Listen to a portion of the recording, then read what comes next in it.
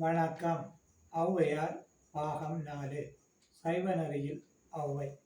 வாக்குண்டாம் நல்ல மனமுண்டாம் மாமலராள் நோக்குண்டாம் மேனினுடங்காது ஊக்கொண்டு துப்பார் திருமேனி தும்பிக்கையான் பாதம் தப்பாமல் சார்வார் தமக்கு என்பதே மூதுரையின் காப்பு செய்யுள். ஔவையார் ஒவ்வொரு நூலை எழுதும் பொழுதும் விநாயகரை போற்றியே அந்நூலை எழுத துவங்குவார்.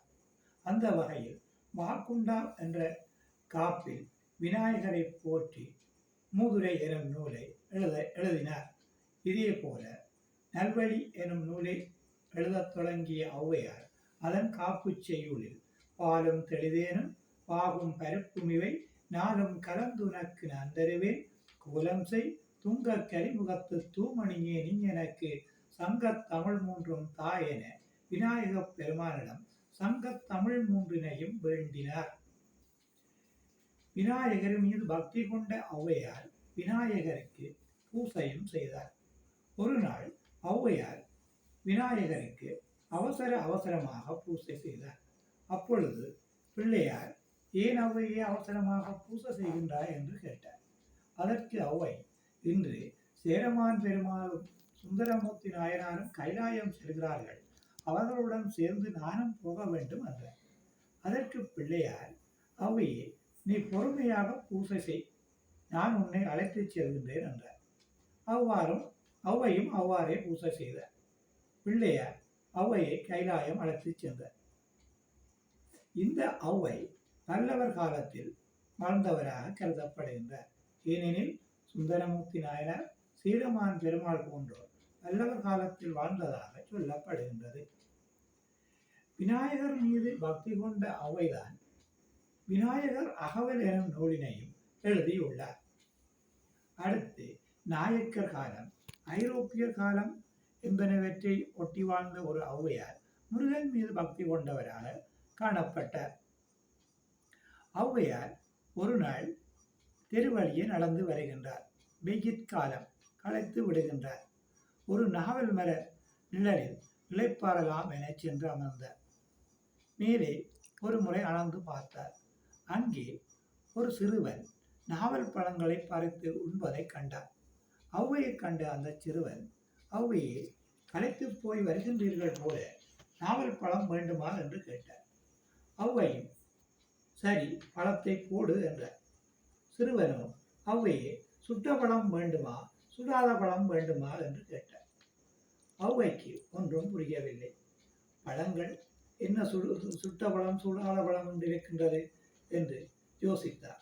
என்றாலும் அவரது புலமை அந்த சிறுவனிடம் அதற்கான விளக்கத்தை பெற்றுக்கொள்வதற்கு தடுத்தது. இருந்தாலும் சுட்ட பழம் போடு என்று சொல்லி அதன் மூலம் அது என்ன என அறியலாம் என யோசித்தார். சிறுவனும் ஒரு நாவல் மர கிளையினை குலுப்பி விட்டார். அந்த கிளையில் இருந்த பழுத்த கனிகள் மணத்தரையில் விழுந்தன. ஔவை அந்த பழங்களை எடுத்து மண்ணை போக்காட்டுவதற்காக ஊதினார். அதை கண்ட சிறுவன், ஔவையே பழம் ரொம்பவும் சுடுகிறதா என்று கேட்டார். அப்பொழுது ஔவை திகட்டு போனார். நான் இந்த சிறுவனிடம் தோற்று போனேனே என எண்ணி வருந்தினார். அந்த வேளையில் ஒரு செய்யுளை பாடினார். அதாவது, கருங்காலி கட்டைக்கு நாணா கோடாரி, இருங்கதலிக்கு தண்டுக்கு நாணமாம், பெருங்கானில் காரெருமை மேய்க்கின்ற காளைக்கு நான் தோற்றது, ஈரிரவு துஞ்சாது என் கண் என்று பாடியிருக்கின்றார். அதாவது, பெரிய கருங்காலி மரத்தினை வெட்டுகின்ற கோடரியானது வலிமையற்ற கதலி மரத்தை வெட்டாது. அதே போல அரச அவையிலே பல புலவர்களையும் கவிஞர்களையும் எனது புலமையால் வென்ற நான் இந்த சிறுவனிடம் தோற்று போனேன்.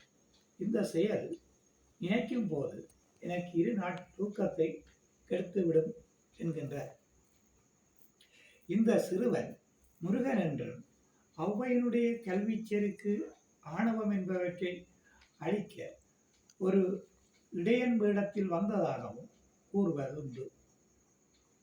மேலும் முருகன் மீது பக்தி கொண்ட ஔவையார் முருகனோடு உரையாடுவது போல் சில செய்யுட்களை அமைத்திருக்கின்றார்.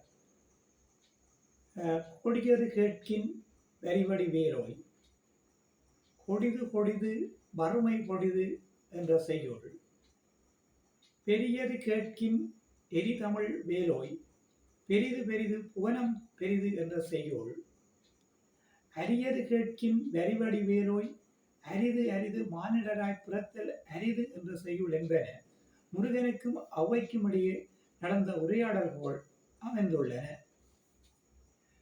மேலும் ஔவையார் ஞானக்குரல் எனும் ஒரு நூலினை எழுதியிருக்கின்றார். திருவள்ளுவர் அறம் பொருள் இன்பம் வீடு என்ற வரிசையிலே அறம் பொருள் இன்பம் பற்றி அறத்துப்பால் பொருட்பால் காமத்துப்பாலில் குரல்களை அமைத்திருக்கின்றார்.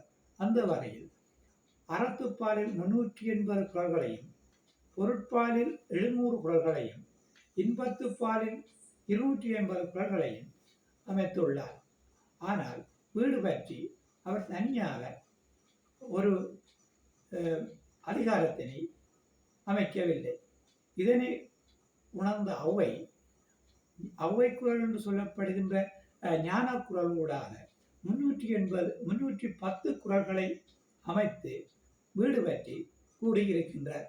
இவ்வாறாக ஔவை பக்தி மிக்கவராகவும் விநாயகர் முருகன் மீது பக்தி கொண்டவராகவும் விளங்கினார் என்பதனை நாம் அறியலாம். நன்றி.